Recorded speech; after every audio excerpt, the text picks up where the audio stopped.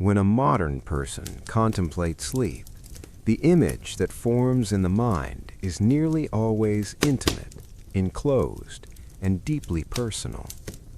A quiet bedroom behind a closed door, a mattress that yields softly yet supports the body with practiced familiarity, a pillow already molded to the exact shape of one's head, carrying the quiet reassurance of long use, heavy curtains or blinds that seal the room against streetlights, traffic, and the restless world outside, darkness that is deliberate, complete, and safe. In this vision, sleep becomes a private withdrawal, a temporary exit from the shared currents of urban life into a sheltered interior where nothing unexpected can intrude. For an inhabitant of ancient Rome, however, the experience of night and sleep was profoundly different. There, sleep was never merely a physiological requirement or a straightforward recovery from the day's exertions.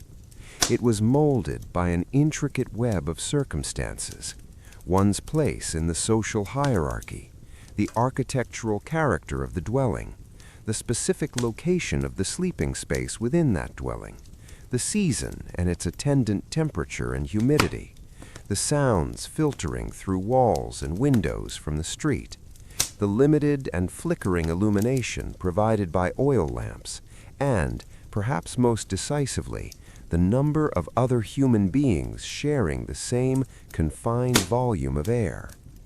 To fall asleep in Rome was not to retreat from the environment, but to enter into a continuous, subtle negotiation with it. To truly apprehend this reality, it is not sufficient to conjure a mental picture of a Roman bedroom as though it were a still life painting or an empty stage set. One must step, slowly, attentively, into the Roman night itself. One must feel its particular rhythm, its layered density of sound, its distinctive quality of darkness.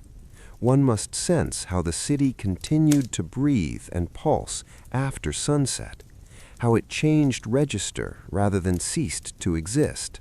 Rome did not descend into utter silence with the coming of evening. Daytime commerce gradually subsided. Shopkeepers lowered wooden shutters with a series of familiar thuds. Magistrates and clerks concluded their proceedings.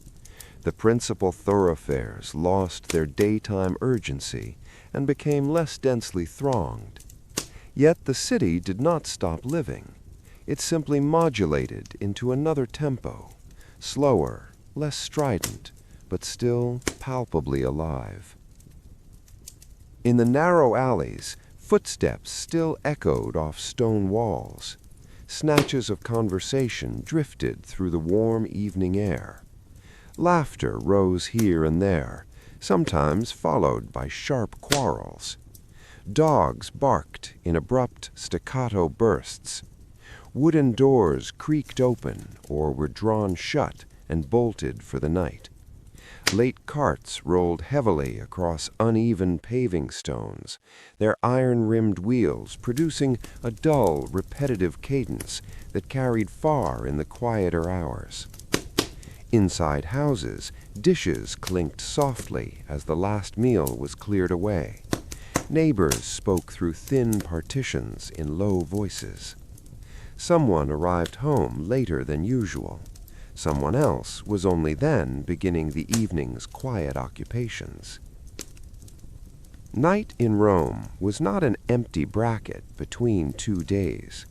It constituted a distinct phase of urban existence, a continuation, not an interruption. For this reason, the act of going to sleep meant aligning oneself with a larger, enveloping rhythm, the rhythm of the household, of the street immediately outside, and of the wider city that contained and permeated every individual life. The majority of urban Romans experienced night in the insulae, the tall multi-story apartment blocks that housed artisans, porters, small-scale traders, day laborers, minor clerks, and their families. From the street, these buildings appeared massive and austere, rising in sheer walls pierced by narrow, deep-set windows that revealed little of the intense life within. Facades darkened over the years from smoke from countless cooking fires and coated with the persistent fine dust of the city. Behind this impassive exterior, however, existence unfolded in dense, restless layers. Room stacked upon room, family pressed close to family. Inside, spatial arrangements were tighter and more intricate than an outsider might imagine. Staircases rose steeply, their treads worn concave by generations of feet. Corridors were so narrow that people had to turn sideways to pass one another. Partition walls were thin, sometimes thin enough that a neighbor's conversation became an involuntary participant in one's own evening.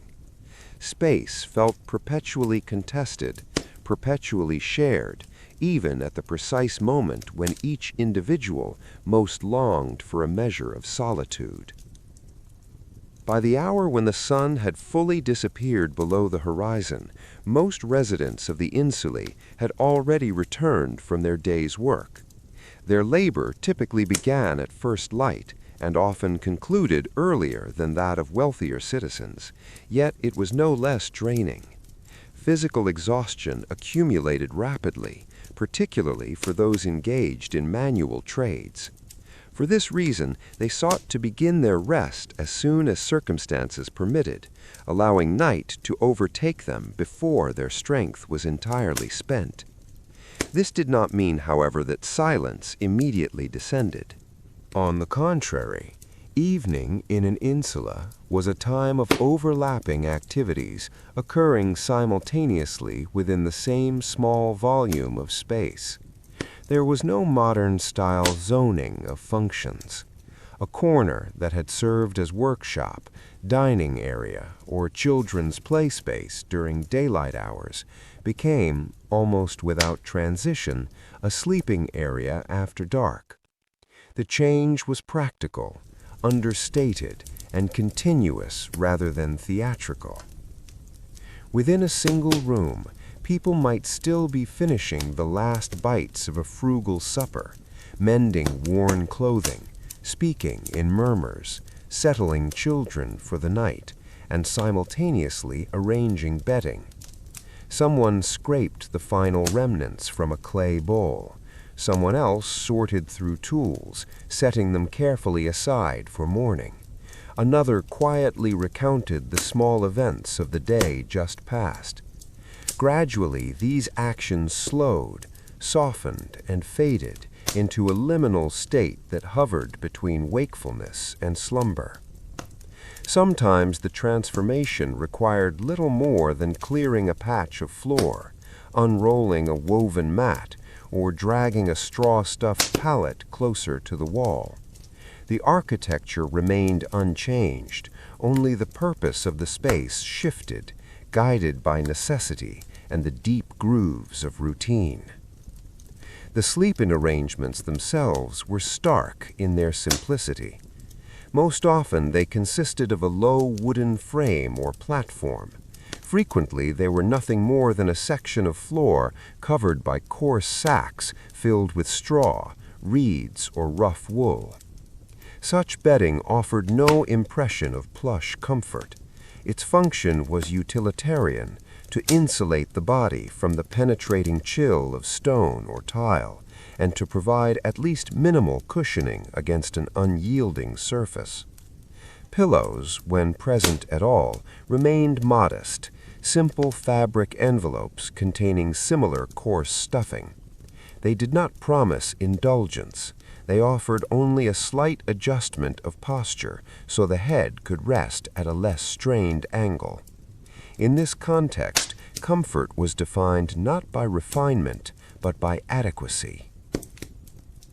Proximity was inescapable. An entire family might share the same room. Children frequently fell asleep first, while adults continued to speak in lowered tones, their voices blending with the dimming light of the single lamp. At other times, the sequence reversed. The adults, worn by the day's labor, lay down early, while children whispered in the gathering dark until fatigue finally quieted them. Personal space was minimal to non-existent. Night was experienced not as individual retreat, but as a collective condition belonging to the household as a whole. Layered over this intimacy were sounds that could never be entirely excluded. From the street came the intermittent rhythm of late footsteps. Cartwheels groaned against paving stones. Dogs erupted into sudden barking. Somewhere a door slammed. Somewhere laughter rang out, answered by an angry shout. At times, drunken voices carried through the narrow lanes. At times, the thin wail of an infant drifted from the next room, momentarily unsettling the fragile equilibrium.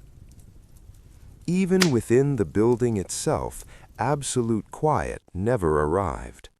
Someone ascended the staircase, each step sounding heavier in the stillness. Someone fumbled for a water jug in the faint glow of a lamp. Someone rocked a restless child back toward sleep. Someone returned home very late and moved with exaggerated care, hoping not to disturb those already lying in darkness. Through all of this, the night slowly gathered, incorporating these scattered movements and noises into a single, continuous atmosphere in which rest was achieved not by escaping the world, but by settling gently into its persistent presence. Over time, these sounds wove themselves so thoroughly into the texture of the night that they ceased to register as disturbances. They became instead a familiar ground base against which sleep could unfold. What might initially have felt intrusive gradually turned almost comforting, a living reminder that one was surrounded by the ongoing existence of others. Illumination remained fragile and parsimonious. An oil lamp might burn for a while longer as the family completed its final tasks. Its small flame quivered with every breath of air, throwing unsteady patterns across the walls. But oil was a commodity not to be squandered. People learned to ration light as carefully as they rationed food or hours. The wick was rarely kept alive beyond necessity. When the lamp was finally extinguished, darkness descended almost instantly, swallowing the room. Only faint moonlight or the distant flicker of street fires occasionally slipped through the narrow gaps between shutter slats. In that sudden darkness, the scale of the world contracted. Outlines blurred. Familiar objects dissolved into shadow. The sense of distance altered. People began to navigate by sound, by tactile memory, by the simple awareness of other breathing bodies nearby. Night became something felt as much as seen, an enveloping medium rather than a mere absence of light. Temperature exerted an equally decisive influence on the quality of rest. In high summer, the upper floors of an insula could turn stifling. Stone walls absorbed the sun's heat all day and radiated it slowly long after sunset. The air grew dense and stagnant, heavy with residual warmth and the exhalations of many people. Sleep on such nights was fitful. People woke repeatedly, shifting position in search of a cooler patch of bedding, turning restlessly.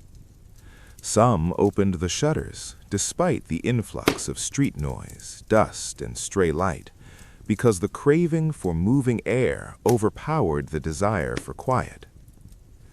In a winter presented the opposite challenge. Cold crept through walls and floors with quiet persistence. Households countered it with whatever resources they possessed: extra layers of cloth, threadbare cloaks, old blankets that had already served many seasons. Bodies pressed closer together, converting proximity into a practical means of heat conservation. Shared warmth became part of the nightly ritual, blurring the line between survival necessity and modest comfort. Yet despite these discomforts, indeed in the midst of them, sleep still arrived. The sheer physical exhaustion accumulated through long hours of labor gradually gained the upper hand. Muscles released their tension. Breathing deepened and slowed into a steadier cadence. Even as scattered sounds and small movements continued around them, people learned to surrender to rest within the only conditions available to them. They did not wait for ideal circumstances. They adapted, locating stillness inside imperfection. In a real sense, the inhabitants of the insula became participants in the nocturnal metabolism of the city itself. Their sleep was not detached from urban life, but interwoven with it, responsive to its fluctuations, echoing its patterns. The boundary between public and private grew porous at night, and the experience of rest reflected that permeability. It is also probable that such sleep was seldom fully continuous. Many scholars of pre-industrial societies have noted that people frequently woke for a period during the night before returning to slumber. In densely occupied urban dwellings, this segmented pattern may have been even more pronounced. Night could feel divided into several quieter intervals rather than one unbroken arc. During these interludes, there was space for murmured conversations, for wandering thoughts, for half-dreaming states in which awareness hovered just beneath the surface. Someone might simply lie motionless in the dark, listening to the distant hum of the city, to the breathing of family members, to the faint crackle of walls cooling after the day's heat. When one listens attentively to this imagined scene, it becomes evident that the sleep of a poor Roman was less an isolated act of personal rest than a continuation of collective urban existence. It unfolded in the constant presence of others, amid shifting sounds, mingled odors, changing temperatures, and the inescapable sensation of shared space. It was a form of sleep that did not separate the individual from the city. Even in darkness, it continued to bind them to the surrounding world, quietly affirming that they formed part of a living whole rather than standing apart from it. And when, somewhere in the distance, the first night rooster crowed, or the earliest footsteps of workers echoed along the street, the night within the insulae slowly drew toward its close. Some still slept, wrapped in the heavy residue of unfinished dreams. Others were already stirring, preparing for another day. Yet the building itself gradually reawakened, still as crowded, still as noisy, still as brimming with life as it had been when evening fell. If night in the insulae was dense, noisy, and almost invariably collective, then in the homes of more prosperous townspeople it assumed a noticeably different character. Here we speak of people of moderate means, independent artisans who owned their workshops, small merchants, physicians, teachers, minor officials. Their lives remained closely tied to labor and to the pulse of the city, yet their domestic circumstances permitted greater order, greater command over space, and more deliberate conditions for rest. Their dwelling was most often a domus, an urban house that, while far less opulent than aristocratic residences, nevertheless stood in clear contrast to the teeming insulae. Within its walls, a family could begin to experience the sensation of a space that truly belonged to them, one that did not entirely dissolve into the clamor and motion of the surrounding streets. Such houses were typically organized around a central atrium. During daylight, the atrium served as the heart of domestic activity.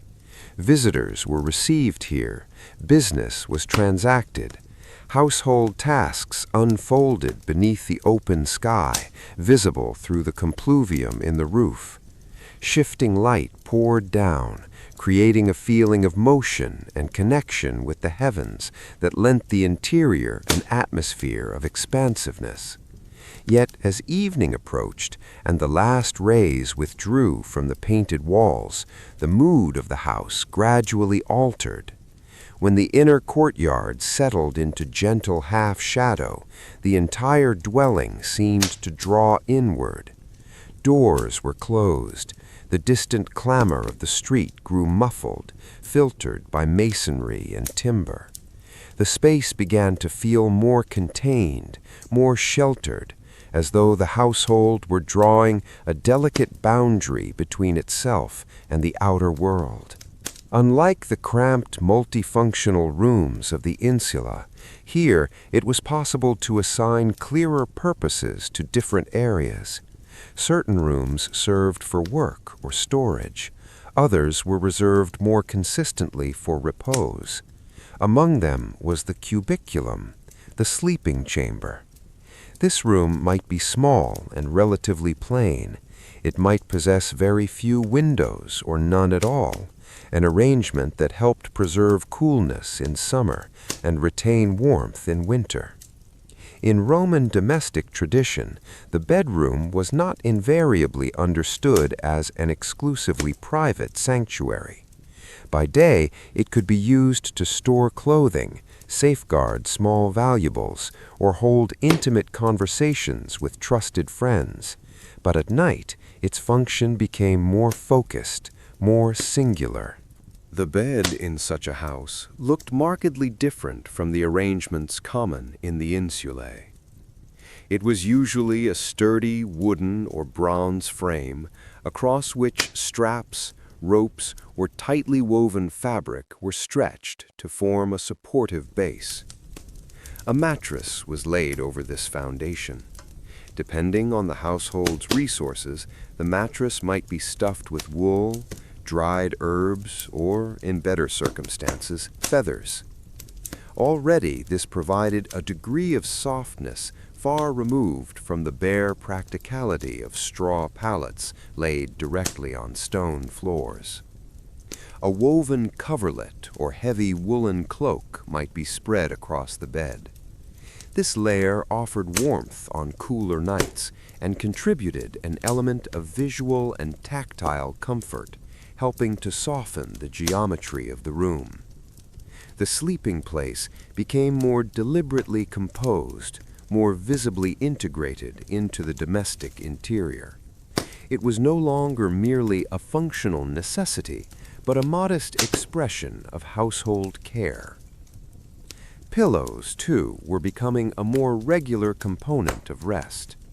They permitted the sleeper to elevate the head slightly, relieving strain on the neck and allowing a posture more sustainable after hours spent standing, walking, or working manually.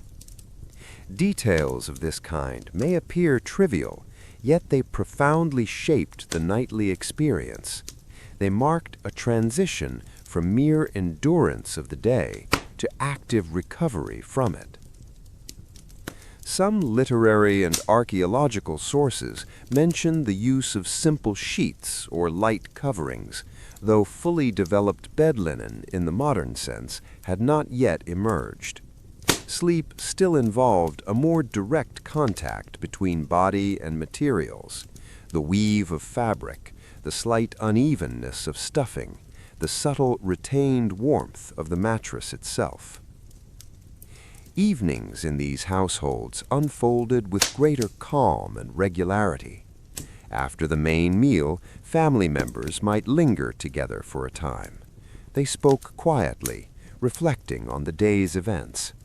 Plans for the morrow were discussed.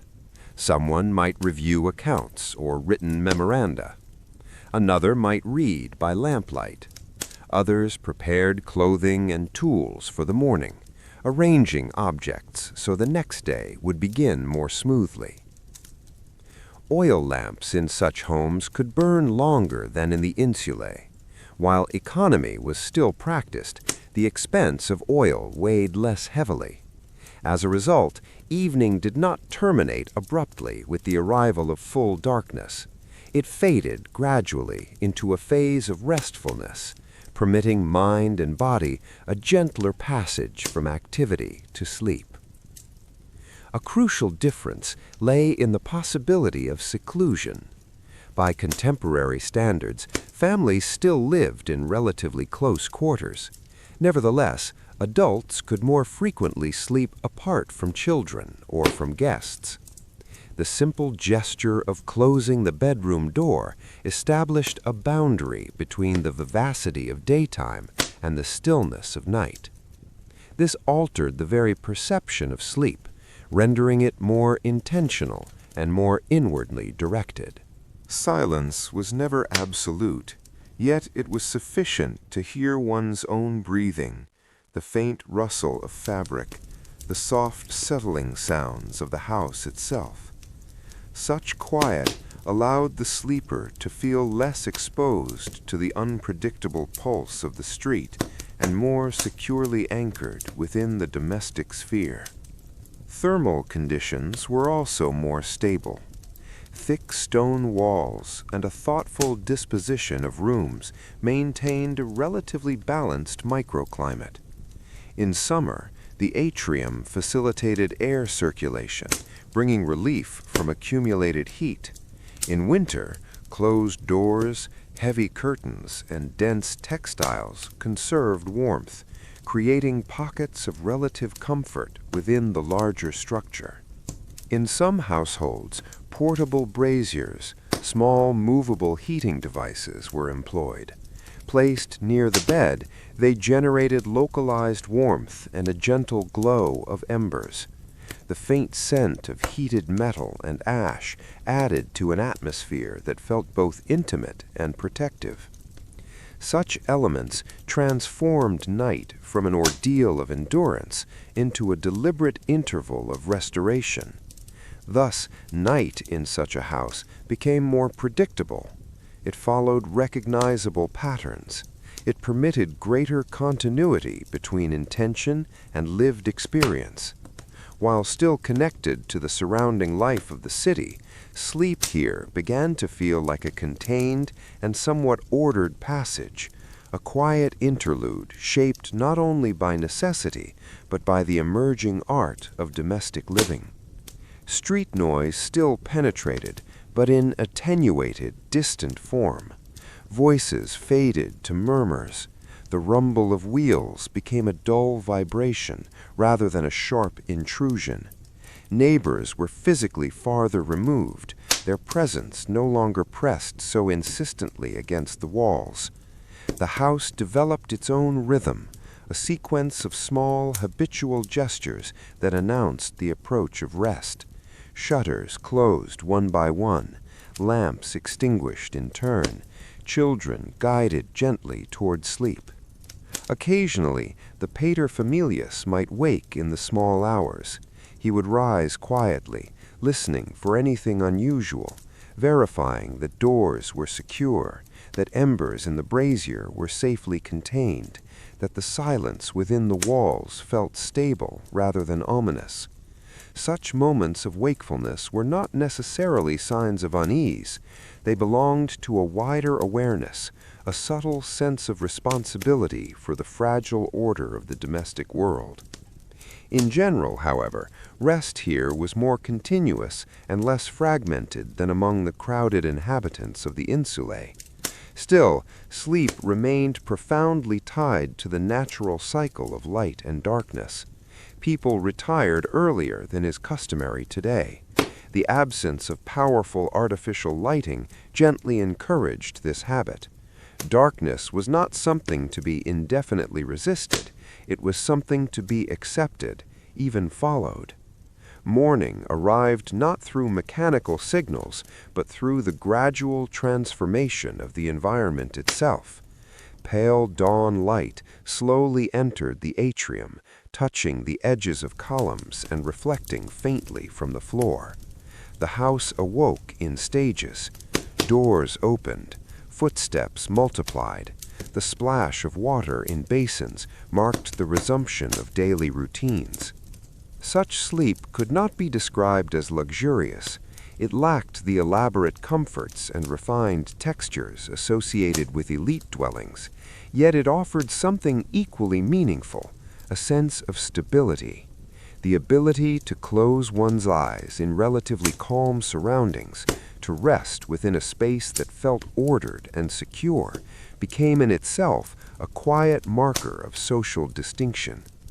The boundary between social strata revealed itself not only in the richness of decoration or the size of a residence, it could also be felt in the quality of night, in how confidently a person could surrender to sleep, how safely they could entrust themselves to darkness without fear of disruption.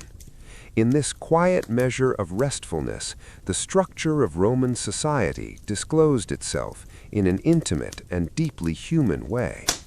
If in the homes of the moderately prosperous, night already brought a measure of order and relative protection, then in the dwellings of the Roman elite it assumed an even more deliberate, almost ceremonial character. Here, sleep ceased to be merely a necessary pause between days. It became an element of a cultivated mode of existence, a reflection of well-being, of status, and of the carefully shaped domestic world that the master of the house sought to make harmonious and controlled. Large urban domus and country villas were designed to progressively insulate the inner life of the family from the restlessness of the street. The very act of moving deeper into the house created the sensation of transitioning from one state to another, as each architectural layer softened the impact of the outside world. Immediately beyond the street door lay the vestibule. Further in, the atrium, still open to light and movement. Beyond that, interior corridors, reception rooms, sometimes gardens or peristyles lined with columns and planted with greenery. Only deeper still, removed from the entrance and from the ordinary flow of activity, was situated the cubiculum, the bedroom. Its placement was never accidental. It expressed a conscious intention of seclusion.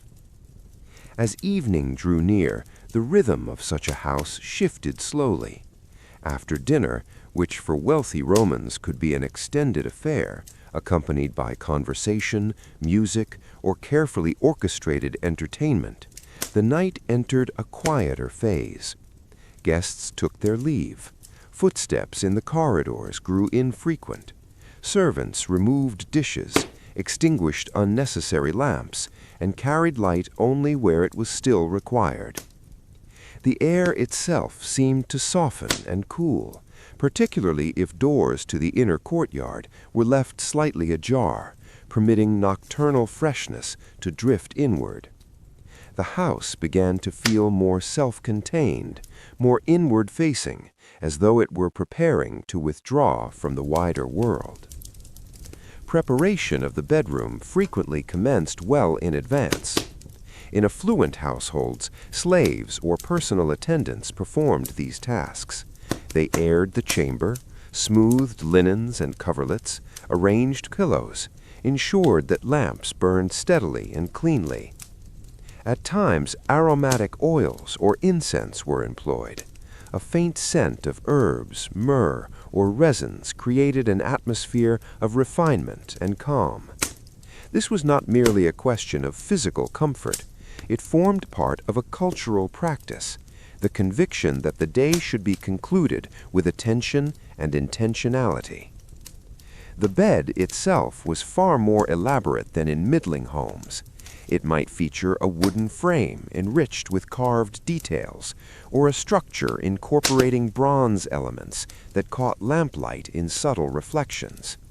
Upon it rested a deep mattress stuffed with wool, soft vegetable fibers, or feathers. Such a surface offered genuine softness. The body could sink into it, releasing the accumulated tension of the day and allowing rest to become deeper and more restorative. Woven coverlets were spread in layers. They served both practical and aesthetic purposes. Low side panels or decorative elements sometimes created the impression of a defined space of repose within the larger room, an almost island-like zone of quiet, surrounded by dimness. The arrangement itself conveyed intention and care directed toward the very experience of sleep. Pillows assumed greater importance as elements of comfort. They might be fuller, softer, occasionally embellished. The ability to recline in a posture that properly supported the body was regarded as part of cultivated living. A person of high status attended not only to where they slept, but to the sensations that accompanied the passage into rest. Bodily ease was understood as an outward sign of inner order. Lighting, too, differed in quality and duration. Lamps could burn longer and provide a steadier, more even glow. They were positioned thoughtfully so that shadows remained gentle rather than stark or disturbing. In some cases, a small flame was left alight through the night, not out of necessity, but for reassurance, a subtle declaration of mastery over darkness itself. In a household of means, night no longer imposed its terms so rigorously. It could be shaped, tempered, and softly illuminated. Temperature was managed not only through habit, but through architecture. Thick walls preserved coolness in summer and held warmth in winter. On country villas, gardens, colonnades, and open galleries permitted natural air circulation, establishing equilibrium between interior and exterior. In colder months, portable braziers or additional layers of fine textiles supplied localized heat.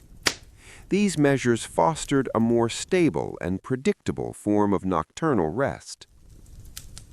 Equally significant was the possibility of solitude.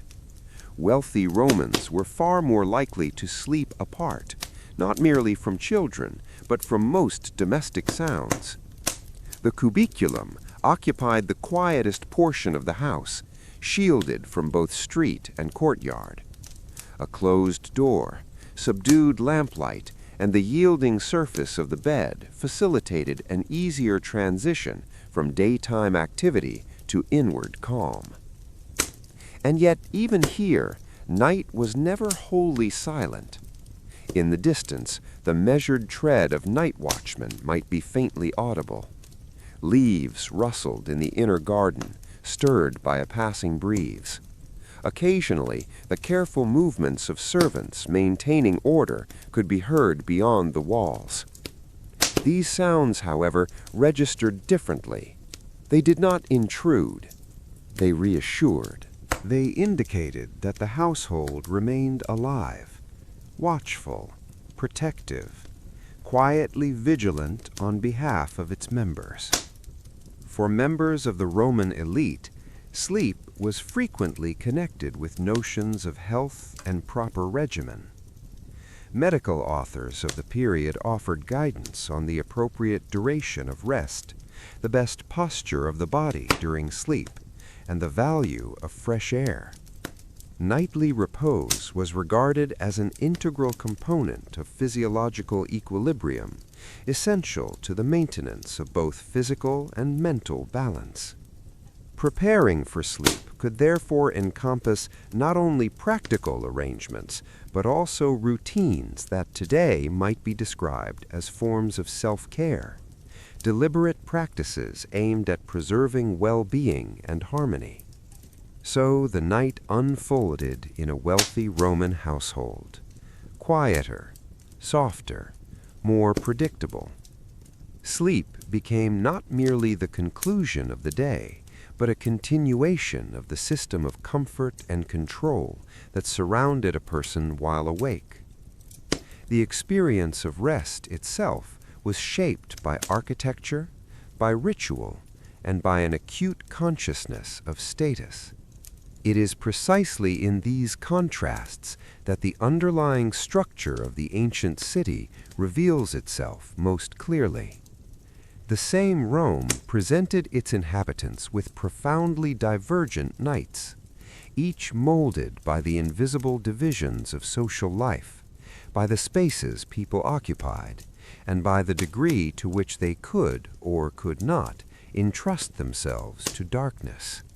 As night deepened over the city, its rhythm changed in ways that could be felt as palpably as they could be heard.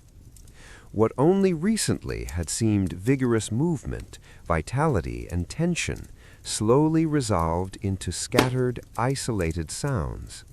Conversations in the homes of the middling sort faded first, dissolving into silence as families retired to their rooms. Workshop lamps were extinguished one after another. Doors leading to inner courtyards were closed with measured care. The final footsteps across stone floors grew increasingly cautious, as though people themselves sensed that the hour of rest was at hand. In the insulae, where most inhabitants retired earlier than others, sleep arrived more swiftly, though rarely in perfect tranquility. Cramped rooms gradually sank into darkness. Someone still shifted on a hard pallet, searching for a position that would ease the day's accumulated strain. Someone whispered to soothe a restless child. Someone lay awake, eyes open, listening to the faint movements of neighbors beyond thin walls. Yet fatigue performed its quiet work. Voices faded one by one. Movements became infrequent. Breathing slowed and settled into regular cadences. The building itself seemed to pass into a different mode of being, not lifeless, but subdued, as though its many occupants had collectively entered a shared nocturnal state. A little later, stillness spread to the more spacious dwellings. In modest domus, the last lamps were put out. Householders checked shutters, adjusted blankets, closed interior doors. The atrium, which by day had been filled with light and human presence, now lay empty and dim. Moonlight, or the faint glow of a solitary remaining flame, barely touched the walls, tracing their outlines in pale silver. Street sounds reached these interiors in softened form, as though strained through layers of distance and masonry. Night here became more stable, more nearly tangible in its quiet persistence. It seemed to settle into the corners of rooms and linger in the air. In the houses of the wealthy, evening might extend further. There, light diminished more gradually. Conversation continued at an unhurried pace. Rituals of bodily care and preparation for sleep were performed with greater calm and exactness. Yet even in such surroundings, a moment finally arrived when all movement ceased. Servants withdrew to their own quarters. Bedroom doors were closed. Lamps were either extinguished or reduced to the faintest possible flame. The delicate boundary between wakefulness and rest grew nearly imperceptible, melting into a slow, natural transition. Gradually, the entire city moved toward a single condition. Late passers-by hurried along the streets, anxious to reach home. Watchmen made their rounds, attentive to order and security. Somewhere a dog barked once, its voice echoing briefly before fading. Somewhere shutters creaked in the night breeze. Yet these scattered sounds no longer disturbed the silence. They only underscored it. By the middle of the night, Rome appeared almost motionless. Long shadows stretched across narrow alleys. Inner courtyards exhaled gentle coolness.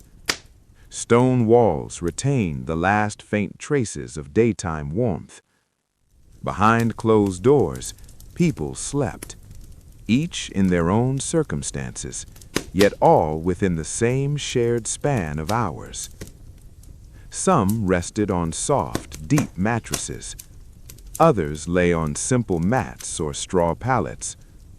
Some slept beside family members. Others lay alone in carefully prepared chambers. But during these central hours, such differences seemed less consequential. Night itself appeared to level distinctions. It transformed the vast, crowded, clamorous city into a single continuous landscape of rest. Even the star-filled sky above Rome felt quieter in this deepest phase of darkness. The glow of lamps had almost entirely vanished. Windows were completely dark. Footsteps in the streets had become rare. And if one listened with extreme attention, it was possible to perceive only the faint, almost inaudible breathing of the sleeping city. This was the most profound portion of the night, unhurried, devoid of event, stripped of unnecessary motion. Time itself seemed to lose density, stretching into a calm, unbroken continuity that belonged fully neither to yesterday nor yet to tomorrow. Only toward dawn did the atmosphere begin to shift once more, at first so subtly that it could easily pass unnoticed. Someone woke earlier than the rest. Someone stirred in their sleep, turning toward the slowly strengthening light.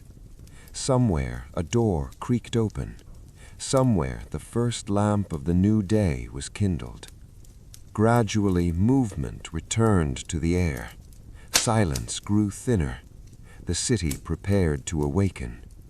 But until that moment, Rome remained immersed in a shared stillness.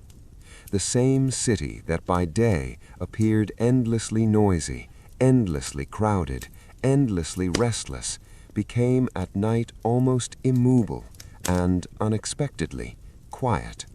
And within that quiet, almost everyone slept.